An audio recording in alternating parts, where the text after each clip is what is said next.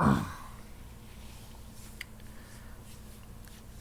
I don't know about you folks, but I just got home from work about 15 minutes ago. So that is why we had to push this back a couple of hours to now.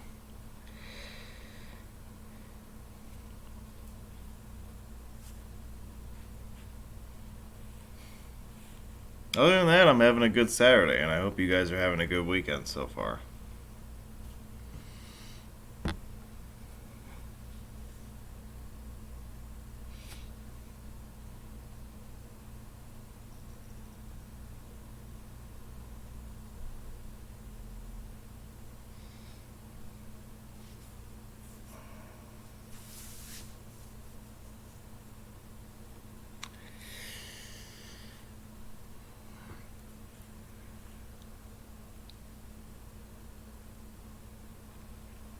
All right, once again, good evening, everybody. Welcome to the next installment of our webinar series. Tonight we start to get into the real interesting stuff with Chicago. And Chicago is a big enough city where it really needs to take multiple presentations to get through everything properly. So a logical way to split up Chicago is to deal with the tollways separately and deal with the expressways in their own presentation, which will be done at a future date. We will just be focusing on roads that require a toll in order to use tonight. So we won't be focusing on the loop and the downtown stuff in this. Most of the toll roads in the Chicago area are out in the suburbs, so that's going to be where we'll focus tonight.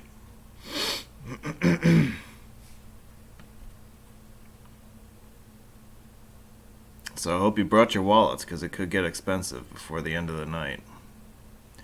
Let's touch on some announcements real quick.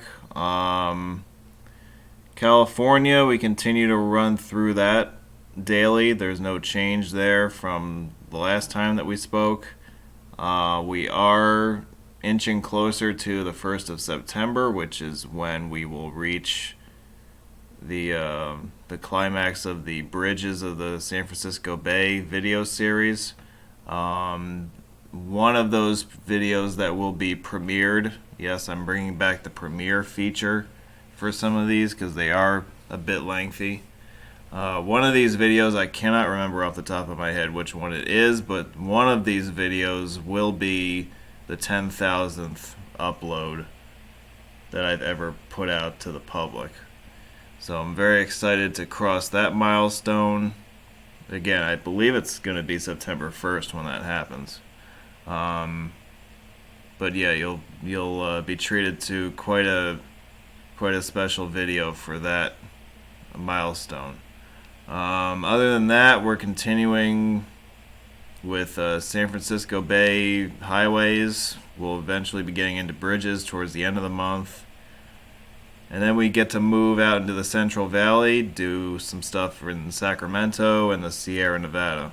And then that'll basically wrap it up for California. I think I mentioned last time that I would like to be done with California by mid-October. And we are still on track to meet that deadline. Now, this presentation was bumped up a week. It was originally going to be next week, but I decided to create a new feature for this channel, and it's going to make its debut next Saturday. This is going to be called an online road meet. Now, those of you who are familiar with the road meet simulcasts that I do live, it's basically going to be similar to that, except the premise this time around is that it's just me and one other person doing the tour. And the idea is that a lot of different people from all over the road hobby fraternity are going to tune in remotely to watch the tour and experience it live with the hosts. So it's a new twist and it's a new idea on the road meet concept, and I'm looking forward to giving it a shot and seeing what happens. The stream itself has been set up. It will take place in the Chester, Pennsylvania area. There's already a link that you can follow to that lobby where that meet will be streamed. And I will have more information on that on my Facebook page as we go through the week and in the days leading up to that. All right. So again, very excited about doing that. It doesn't sound like I'm very excited because I just worked a 13-hour day, but yeah, seriously, I am quite excited about giving this a shot. So yeah, we'll see what we can make of it.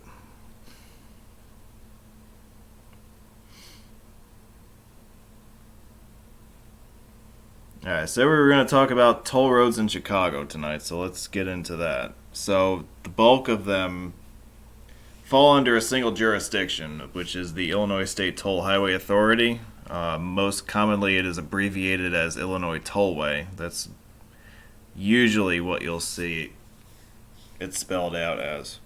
The agency itself goes back to the early 1940s. The agency was responsible for developing a network of tolled highways, the planning of which commenced in the early 40s and was ultimately delayed by World War II. Construction of these tollways began in the 50s, and as of today, there are 5 different tolled routes in operation, and we will cover all of those tonight. As of today, the Illinois Tollway system is comprised of 294 miles of tolled highway all across northern Illinois, along 5 different highways. The tollway system connects greater Chicagoland with points east and west of northern Illinois. As we'll see in a minute, I'll show you a map.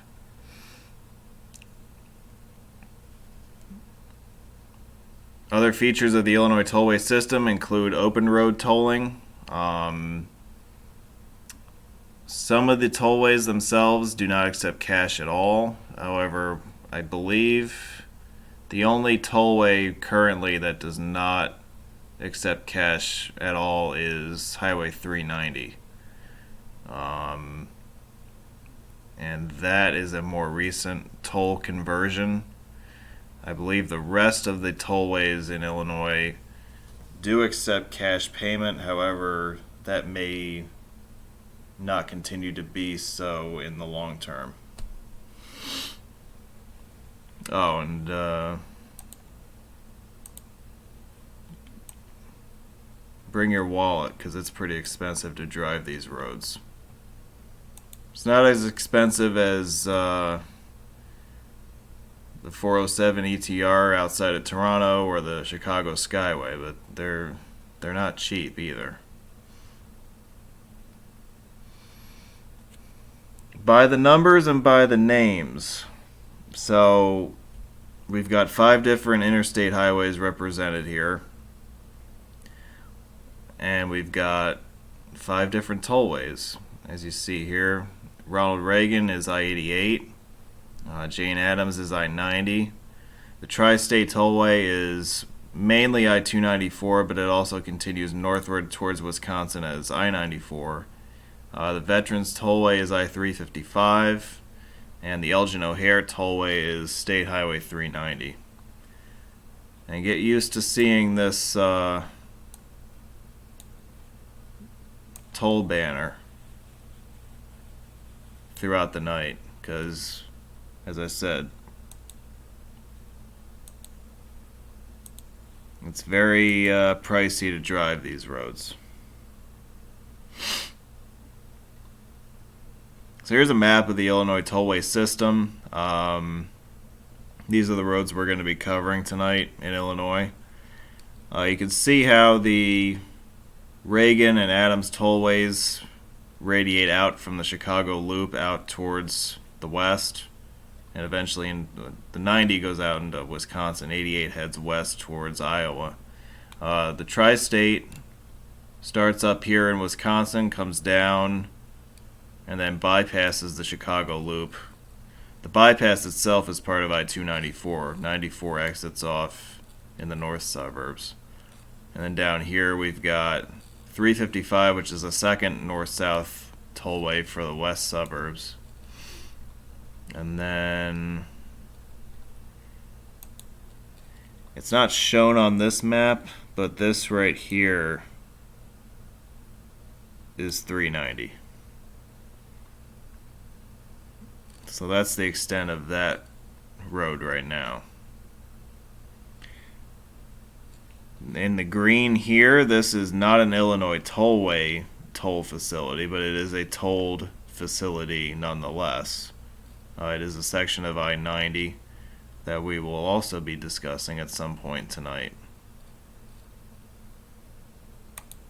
They list it as a different color, I guess, because it's not part of the Illinois Tollway network.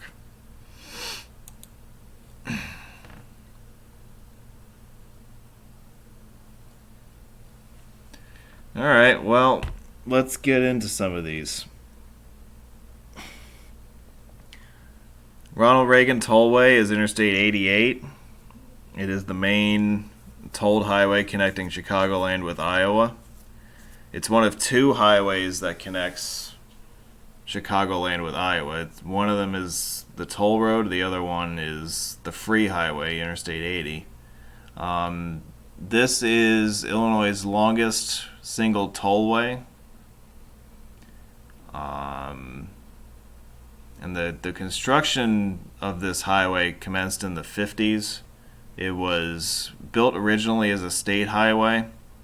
However, in order to get around the 55-mile-an-hour speed limit requirement imposed by the federal government,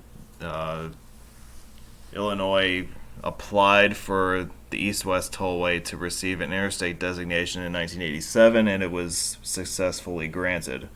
And it was numbered 88.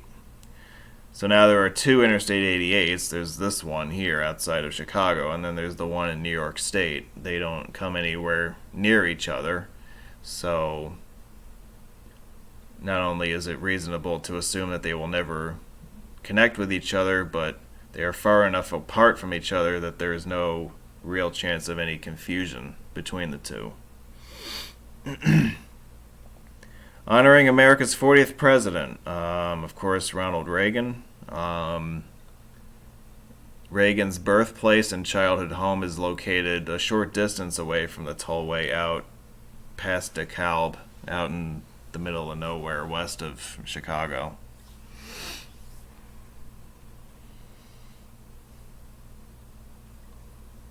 So this is a standard open road tolling gantry on I-88 out in the suburbs of Chicago. And then a short distance from here is this scene westbound as you intersect the I-355 tollway.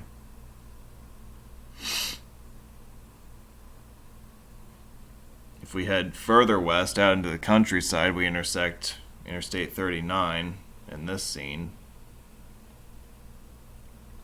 And then back in the Chicago suburbs, we have this interchange here, which is the eastern terminus of I-88.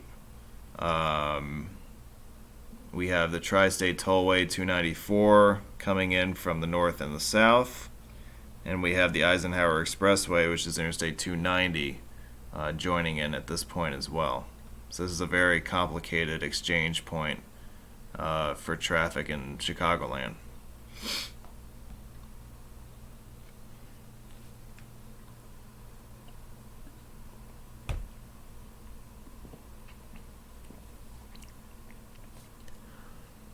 Alright, next up,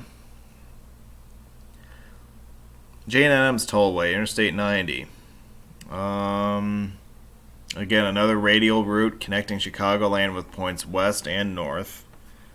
Um, the Adams Tollway and I believe the Reagan Tollway both had ticket systems for their toll collection when they were first built.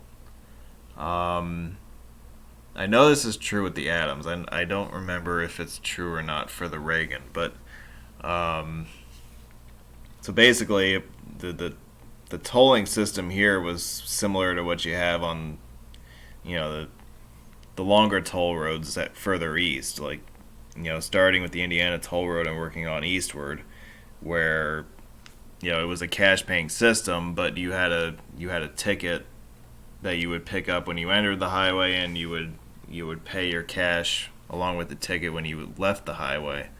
Um, the Adams and the East and the Reagan tollways were both long enough to support such a system. And then, of course, with the coming of electronic tolling, um, that those kind of went by the wayside. Over $2 billion and counting has been invested in the Adams Tollway corridor since the turn of this century. So it is virtually a completely different road than it was 20 years ago, which is, I guess, in the eyes of most people, very pleasing indeed. And then we have honoring an American suffragette. She was very much a part of the women's suffrage movement in the late 19th century. She's a native of Rockford, Illinois. Among other things, Jane Addams was a very significant figure in late 19th century social life.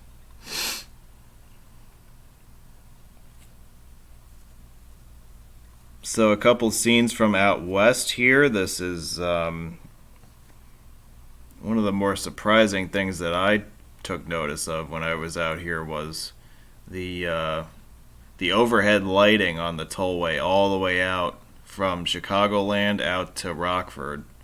You still have overhead lighting, yeah, even out in the countryside here, and presumably it works. And then here's the tollway eastbound as you reach the split for I-39 near Rockford. I-39 joins I-90 for about the last 18 miles of the tollway between Rockford and the Wisconsin border.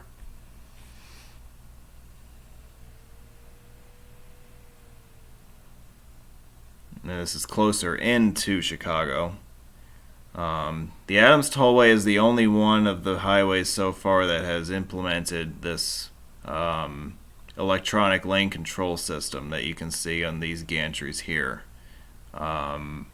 Presumably it will be expanded to other tollways in future years, but this is the first application of this kind of system on the Illinois Tollway network.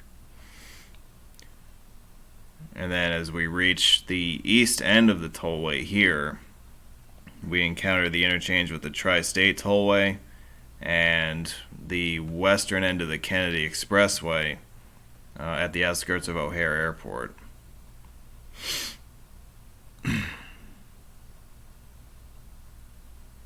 Now, speaking of the TriState Tollway, so this is the main bypass around the Chicago Loop. So as you might imagine, this is quite a heavily traveled toll facility. It was planned as a bypass of the Loop. However, because of suburban sprawl in the 50s and 60s, it is now more or less a main street for the west suburbs instead. So it carries an enormous amount of traffic. Far more traffic, I'm sure, than what it was intended to carry. Along the course of its route between the Wisconsin border and the Indiana border, it comes across many other interstates, all of which have full connectivity with the tri-state except for one. And that current situation is being rectified gradually over the next several years as a fully functioning interchange with Interstate 57 gradually gets built. Up until a couple of years ago, the TriState and I-57 crossed over each other without having any kind of junction. There were a couple of electronic tolling only ramps opened between the two highways. I believe this was a couple of years ago now, but the remaining 6 ramps at that interchange remain to be constructed.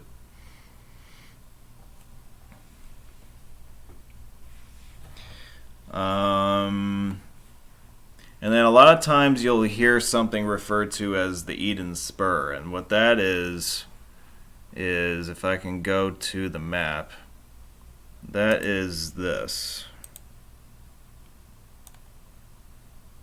You can see how there's this continuation off to the east.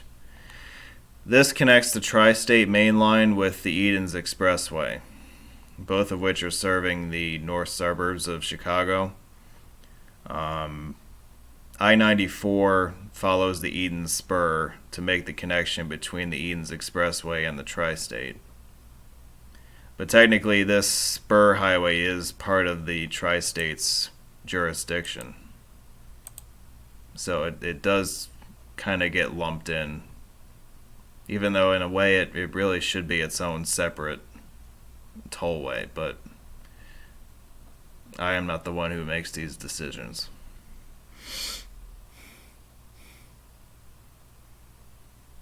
Well, yeah, it connects 3 states. That's why it's called the TriState Tollway. It doesn't have to enter 3 states to be called such. So here we have on the top left, this is the I-94 section of the Tri-State up in the north suburbs of Chicago. That toll price is awfully high. I'm wondering, I think this is the highest single toll you will pay on the Tri-State. I think at $2.80 cash. I want to say that there are a couple of locations, either on 90 or on 88 somewhere, where there's a $3 toll. Those would be the only ones that would be higher on the system. Somebody else can look that up if they have the time. But here in the bottom right, we have the 294 section of the Tri-State southbound approaching OHare Airport and the junction with the Kennedy Expressway and the Jane Addams Tollway.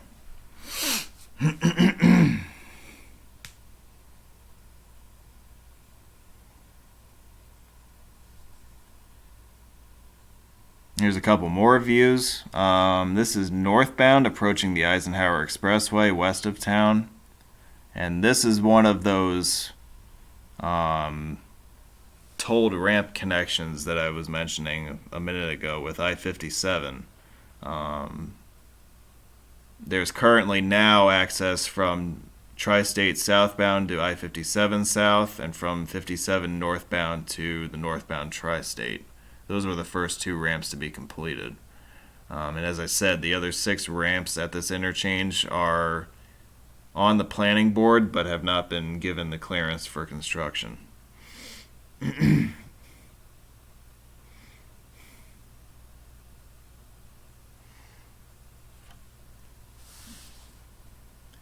Alright, so the TriState Tollway was very successful in aiding in the sprawl of Chicago's west suburbs.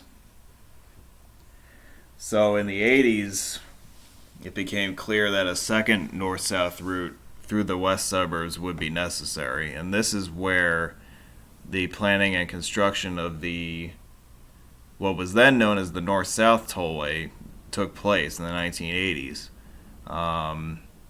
This is a second north-south tollway for the west suburbs. Chicago doesn't really have an outer beltway, but if it did have one, this would be probably in a location where this tollway would be a part of such a highway. If you kind of look at it on a map, it kind of fits the location where such a highway would have to exist. And one of the things that is often debated with this highway is, people will weigh the positives and the negatives with it. You know, yes, it does provide congestion relief for north-south traffic, but it also has clearly enabled the growth of the outer ring suburbs well west of I-294. And the byproduct of that being heavier traffic on local roads may not be something that was anticipated, and it certainly isn't something that local agencies have been able to account for and figure out how to solve.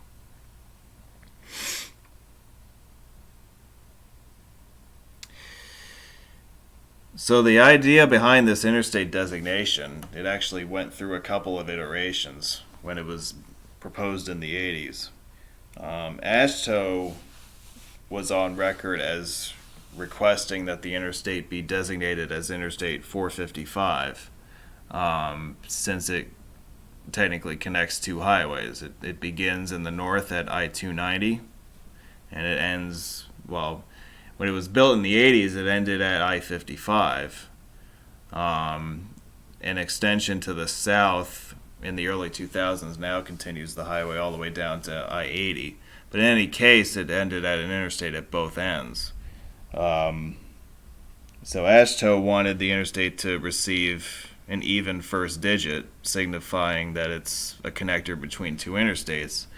Illinois countered with the 355 number, citing the fact that the route tends to instead act as a spur off of I-55. So their argument actually ended up winning out, and 355 is the number that was chosen. I mean, it doesn't really make a whole lot of sense. It really should be 455, but again, I am not the guy in charge of making these decisions. I just bring my video camera along and document the roads for everybody. So I'm not exactly sure what the rationale was behind that decision, but it is what it is. As part of that extension that I mentioned between I-55 and 80, which was completed and opened to traffic in 2007, was the Des Plaines River Bridge, which is a 1 mile long high-rise bridge over the Des Plaines River Valley. And it's quite an impressive structure. In fact, you can see it here in the top left. Very impressive views from up there.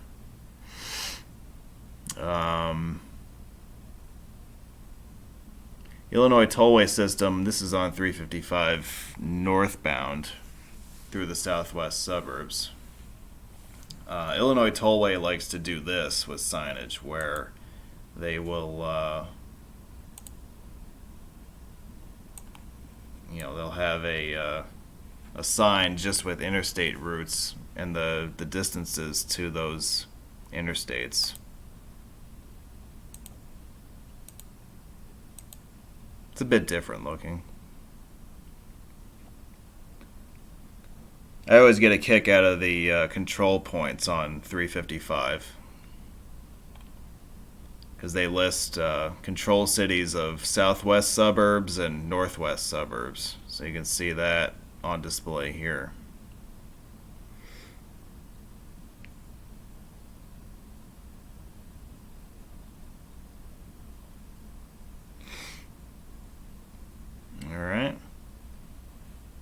All right, moving on. Elgin OHare Expressway began life in the 1990s as another east-west thoroughfare for the northwest suburbs. The Illinois Tollway inherited the highway, and they promptly placed open road tolling on this highway beginning in 2016.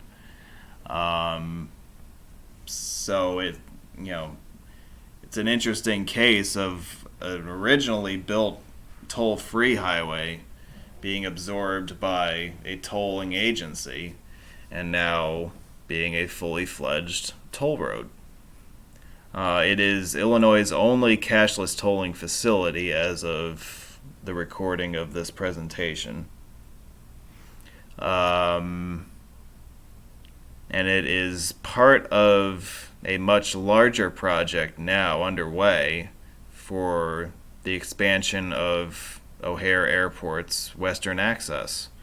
And we're going to touch a bit on that more coming up here in a couple of minutes. So, there's an eastern extension towards OHare still on the books that is partially completed as of now. There's also a western extension on the maps. However, that is on hold as of now and may not even be built as a tollway if it gets built at all. That could be built as a surface arterial, in which case the limited access corridor would end where it does now, which I guess is at, was that US 20 it ends at right now?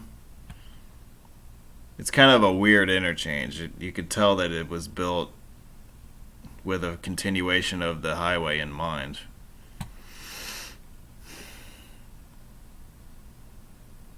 So 390 is the newest of the tollways to join the catalog.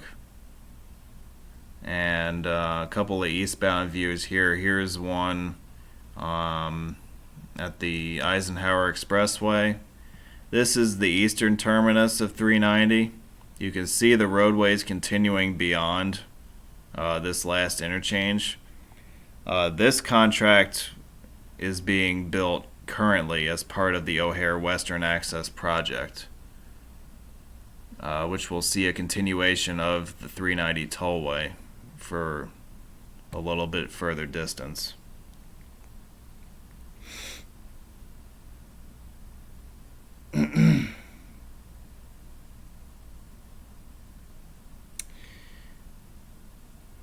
Here's a couple of westbound views. Again, here's a standard open road tolling gantry on 390. Again, it's a totally cashless highway, so it pays to have a transponder if you're going to drive this. Otherwise, you're going to pay double the rate for the bill by mail toll. In the bottom right here, we have the western terminus of the highway. Again, you notice the stub end on the left here as all the traffic exits onto the ramp for US 20.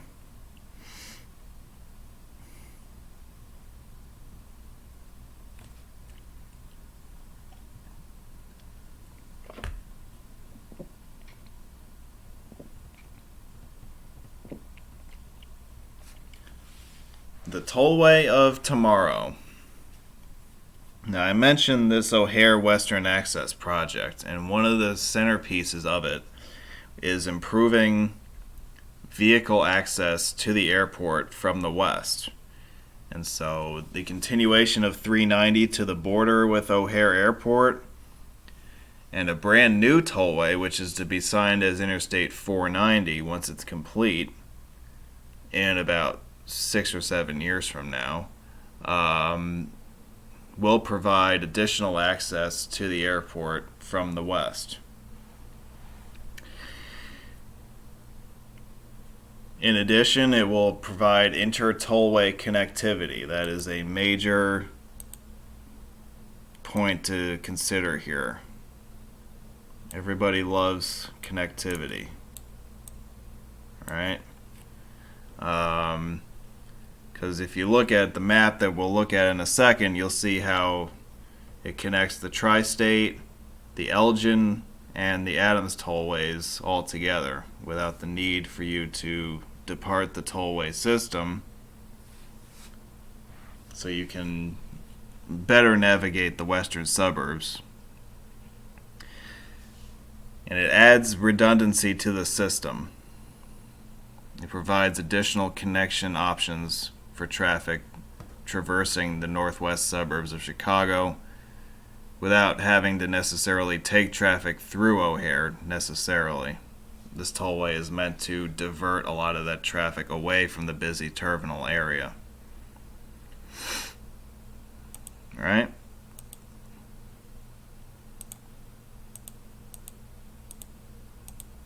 Sorry, I gotta erase the smiley face. So here's the rendering of the Elgin O'Hare Western Access. You see here, what I drove in July is what is in blue here, which is already complete. The short extension eastward on 390 is still under construction, as is the entirety of Interstate 490, which again will connect the TriState Tollway at the south end with the Elgin O'Hare Tollway running out to the west suburbs, and the Adams Tollway running out to Rockford and Wisconsin.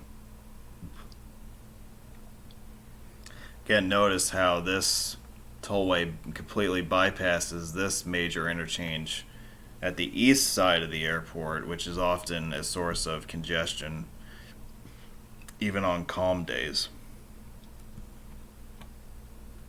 It's basically being built as another way to get you from point A to point B,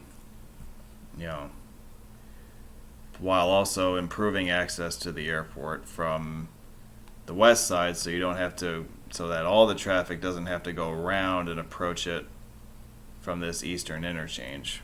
So it should relieve some of the pressure on highways like the Kennedy Expressway and this section of the TriState Tollway. And again, this project is not scheduled to be complete until 2025, so it is going to be many years before anybody ever gets to drive this road. The 490 tollway is going to be another cashless tolling facility. So it'll be the Illinois Tollway's second such facility. They will not have toll booths here. So when we watch the preview of the 390 tollway in a little while, that's basically what you're going to see for 490.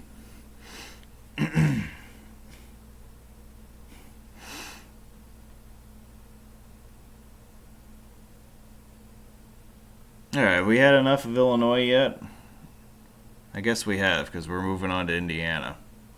So, Indiana, the main flagship toll road out that way is, of course, the Indiana Toll Road, which runs east-west across the northern end of the state between Chicago and Ohio.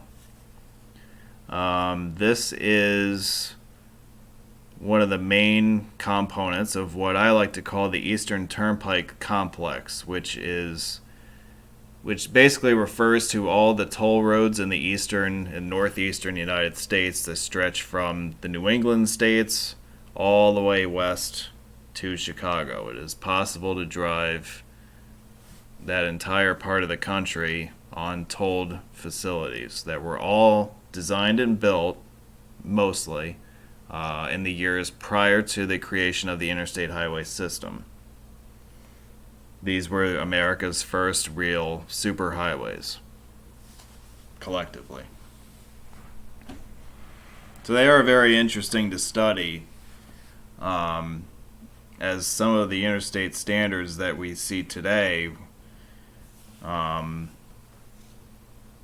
parallel the standards that were used for many of these toll roads back in the 50s. A little bit of trivia here is that the longest single overlap of interstate highways exists along this highway. Interstates 80 and 90 overlap for well over 200 miles, and a lot of that overlap takes place in Indiana. Michigan is watching you. If you look at it on a map, the Michigan border is not very far from the toll road at any given point. In fact, I think it's as close as about 1,500 feet from the state line. So, someone in Michigan could get up in a balloon and watch traffic on the Indiana toll road if they wished. at several different locations.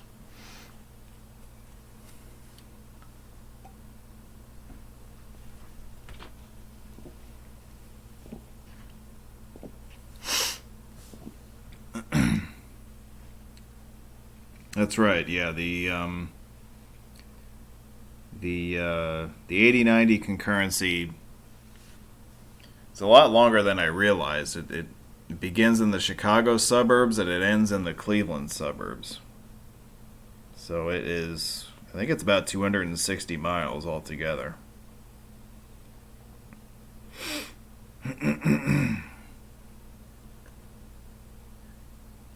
So the toll road has gone through a period of, or periods of different ownership.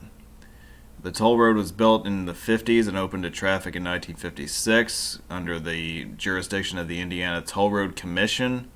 This lasted until 1981 when the commission was absorbed into Indiana DOT. And DOT took ownership of it for the next 25 years. And then Indiana, at the state level, was looking for a new source of revenue, and they came to an agreement with a private operator operating under the title Indiana Toll Road Concession Company to lease the toll road to this private company for a 99-year agreement, and the concession company is now in charge of maintaining and operating the toll road in its entirety.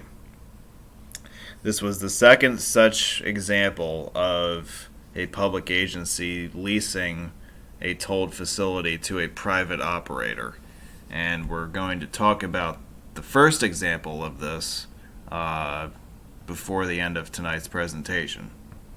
They actually happened within about a year of each other.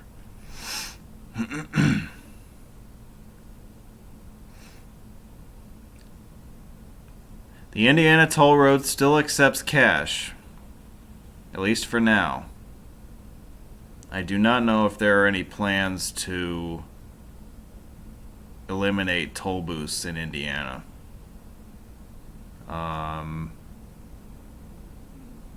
Much like in Ohio, I think Ohio is in the same boat as far as that goes.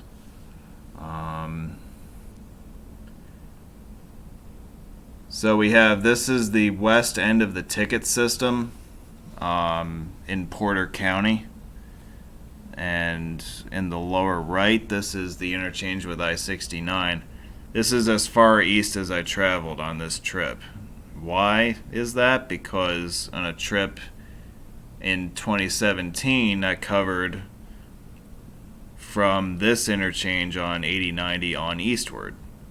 So I basically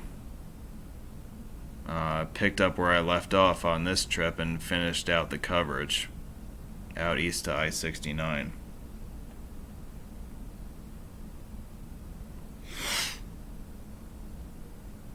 Now, I think everybody's real favorite section of the Indiana Toll Road is in Lake County, which is near the Chicago city limit. Lots of really cool industrial scenes along this stretch of highway. As you can see on the lower right, here's a typical scene that you would find. In the upper left, we have the northern terminus of Interstate 65 as it joins the toll road outside of the city of Gary.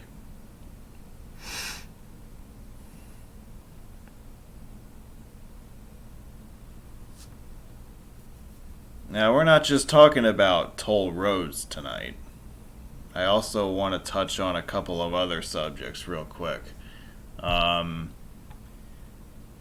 The Kline Avenue Bridge is currently being replaced. This is a freeway span across the Indiana Harbor and Ship Canal in the city of East Chicago, Indiana. The bridge is being built to replace a prior span built in 1982, which was closed about 10 years ago now because of structural deficiency, and it had to be subsequently demolished. The bridge had only actually been open to service use for about 27 years before it was deemed corroded beyond repair, which is astonishing.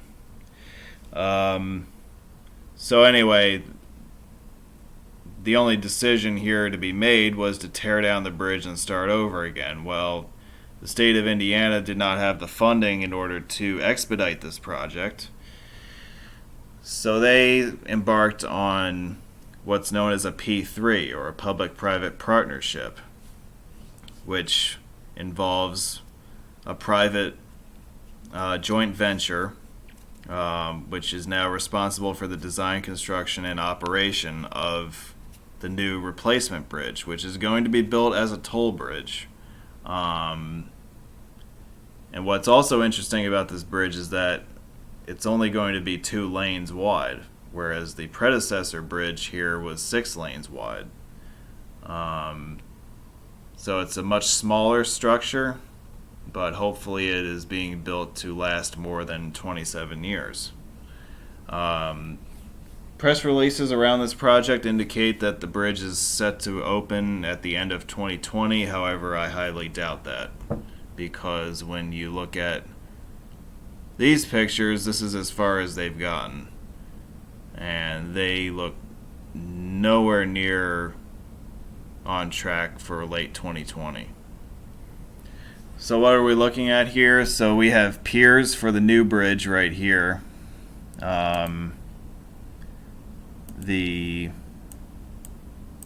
That's what you're seeing right here.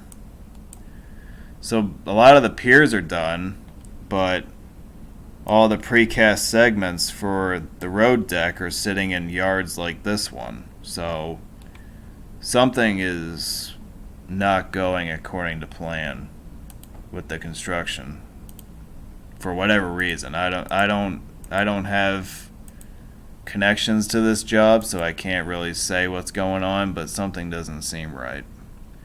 On the bright side, this is a neat looking bridge once it's done. You can see it's, again, the roadway is only 2 lanes wide.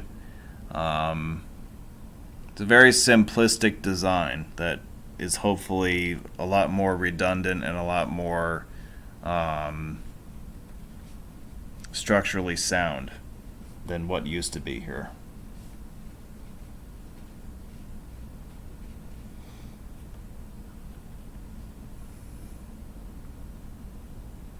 So as I said, this is being built as a toll bridge. The original bridge here, built in the 80s, was a free bridge. And so that likely has something to do with the conception of this replacement bridge with less capacity.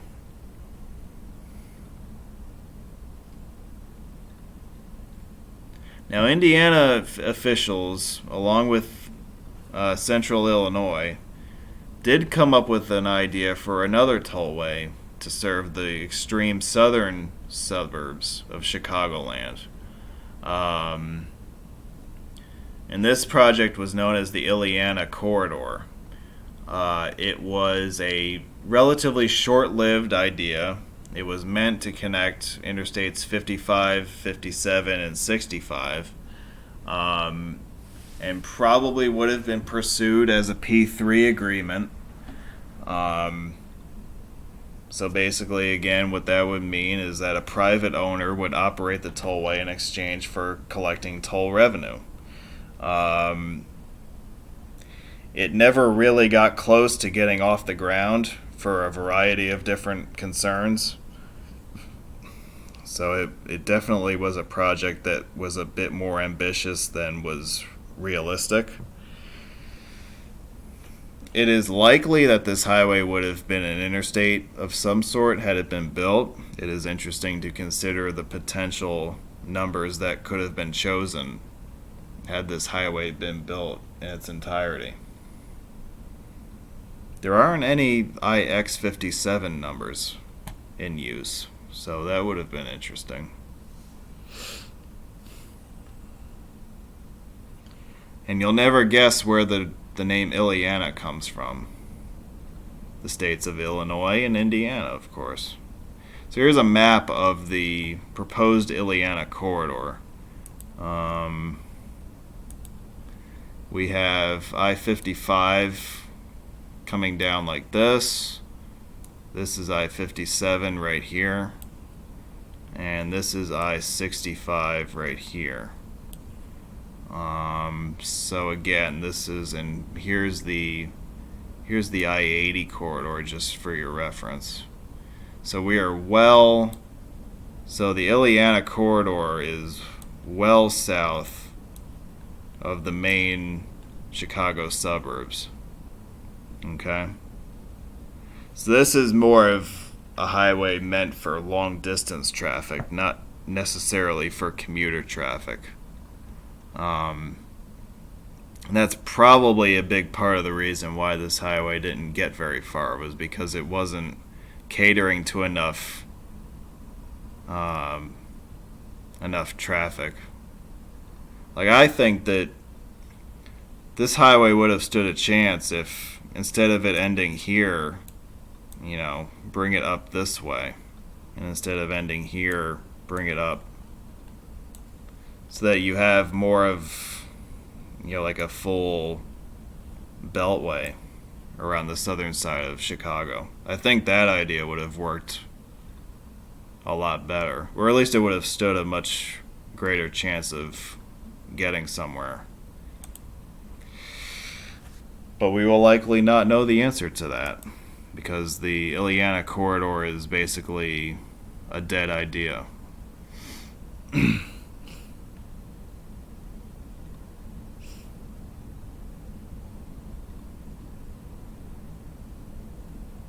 It is raining like hell outside. I just realized that. It's the second webinar in a row, I think, where we've had heavy rain and lightning at some point.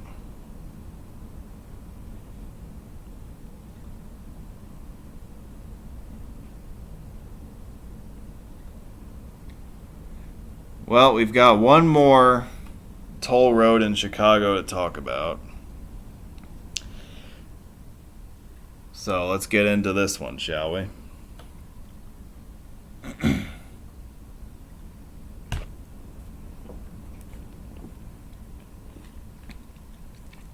I just had to take another drink of beer real quick. Chicago Skyway Toll Bridge System. That's its official name. You will never see that on signs. 90% of the time you will just see it written as Chicago Skyway. Some of the signage in the south side of Chicago includes toll bridge, as if it wasn't, obvious to locals that the Skyway is a toll bridge already. But anyway, this is Chicago's contribution to the Eastern Turnpike Complex. It is the westernmost leg of that continuous tolled highway that can take you from Chicago all the way through Indiana and Ohio and Pennsylvania and New Jersey into New York City. So if you've got a lot of disposable income on your hands, you can, drive from the Chicago Loop to Manhattan, all on toll roads. Sounds like my idea of a perfect vacation. This was built in the late 1950s. It was built by the city of Chicago. And this highway has a very interesting history, and I'm going to call to your attention this website right here. I really think you guys ought to check it out, because I'm not going to be able to go into the kind of detail that this site goes into with respect to the early years of the Skyway, its conception and its construction. There's a lot of amazing stuff to read about with this highway. So I strongly encourage you to check this out. On your own time, of course. Don't leave my webinar early. You wouldn't want to do that. He goes into a lot more detail about some of these bullet points that I'm going to bring up here, such as the city of Chicago was in charge of building it. They did not have this highway on their planning maps until the state of Indiana decided that they were going to extend the Indiana Toll Road all the way to the Chicago City line, which was not part of the original proposal for the toll road. So the city of Chicago was caught off guard, and therefore needing to find a way to take all the traffic from Indiana off of Chicago's surface streets, they came up with the idea of building the Skyway as a way to connect with what the city was already planning to build as far as their expressway system. And it turned out to be a financial disaster for the city because everybody was just bypassing the toll anyway. And then the free competition nearby is the city's own Dan Ryan and Calumet expressways, which were combined with Indiana's Borman Expressway to complete a toll-free alternative through northwest Indiana and the south side of Chicago. So basically within 5 years of construction, the Skyway was more or less a useless highway that was bankrupt. The original construction bonds that were issued in 1954 were never actually paid off, at least not while under ownership of the city.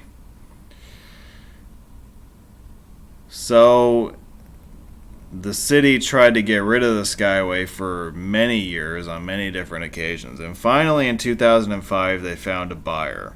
And the first example of a highway being leased to a private company for operation and maintenance purposes. This joint venture operates under the name Skyway Concession Company.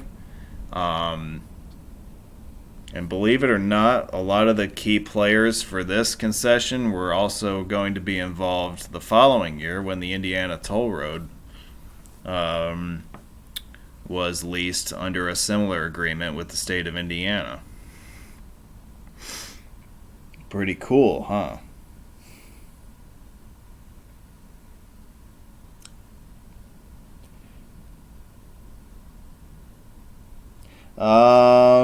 Yeah, there are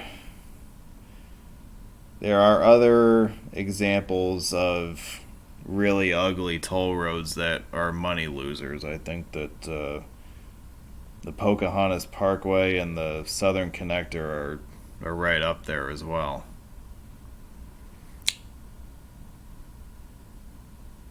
Yeah, so a word about the Skyway. So you notice how in the name there's emphasis on the words toll bridge. It was against the city of Chicago's charter to build toll roads, but there was nothing in the charter that forbade them from building toll bridges. So basically what this highway is a single high-level bridge over the Calumet River with a lengthy elevated approach that happens to have a toll booth in the middle of it. So, and they of course were very sneaky about where they placed the on and off ramps so that you couldn't leave the Skyway until after you paid the toll. So this is a really neat highway to study. And again, I encourage you to look at this website for more information about this.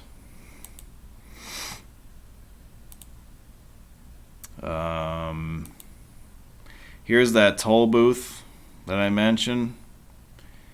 There also used to be a service station here up until a few years ago. There was the infamous Skyway McDonald's. It was basically like a miniature service area that you would see on, like a regular turnpike. Um, I don't think there was ever a gas station here, but there was always a McDonald's here for the longest time until the McDonald's closed in 2015. And I think the only thing that the demolition of the service station really did was it allowed them to expand the toll plaza.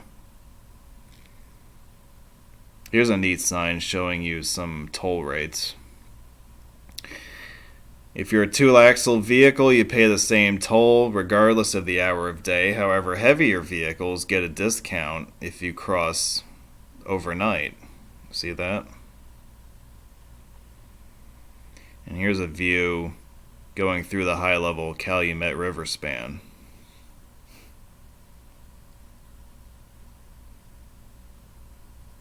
You know what? I'm a fan of Wendy's. I wouldn't mind seeing a Wendy's go there at some point. Um, this is the high-level span again over the Calumet River. This is the centerpiece of the Skyway highway system. And this is eastbound on the Skyway approaching the Indiana border. For a number of years, there was a lot of confusion as to whether or not the Skyway was actually a part of Interstate 90, but it appears to have been nothing more than a clerical error on Illinois' part that resulted in two I-90 being signed. See that up here? But it is part of I-90. Don't be fooled by the two part of the sign. It is I-90. And I can verify that is actually true.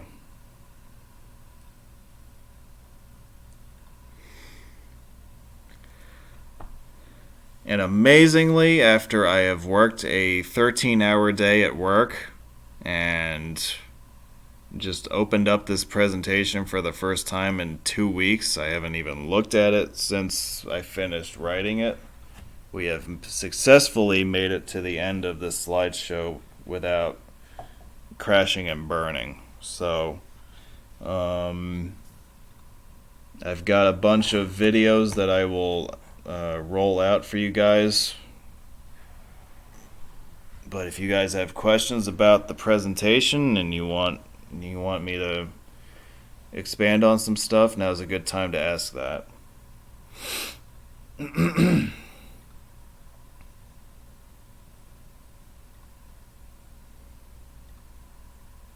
Yeah, that toll gantry on the Dolphin Expressway in Miami is very cool.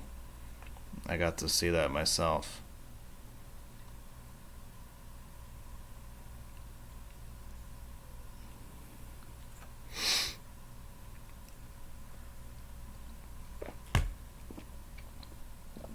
I was expecting somebody to ask about where this sign is located. Right? Does anybody know where this sign is located? I actually didn't know exactly where it was until I stumbled on it by accident. This is on Stony Island Avenue near the south end of Lakeshore Drive. This has to be an install from the late 1950s. And as you may be able to tell, they've moved some of the shields around over the years. They've added some stuff. But the original board that all this jazz in here sits on appears to be the original board, and I gotta think it's from the late 50s, from when the Skyway was built. At least that's what makes the most sense. But anyway, this is an amazing relic that is still very much alive and in the wild. So if you're ever in the south side of Chicago and you're looking for old signs to look at, here's one that you can go find. It's very easy to spot.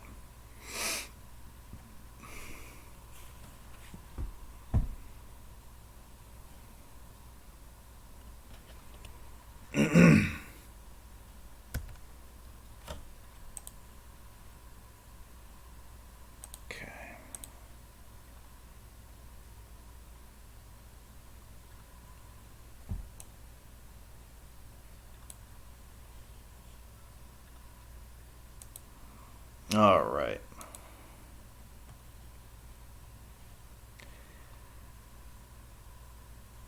This is the part of the presentation where I can just get you guys to watch videos and then I can go away and take a nap for a few minutes at a time. So, especially on days when you work 13 hours. Let's see here. Here is a good video to start with. If you are traveling between Milwaukee and Chicago, you have likely traveled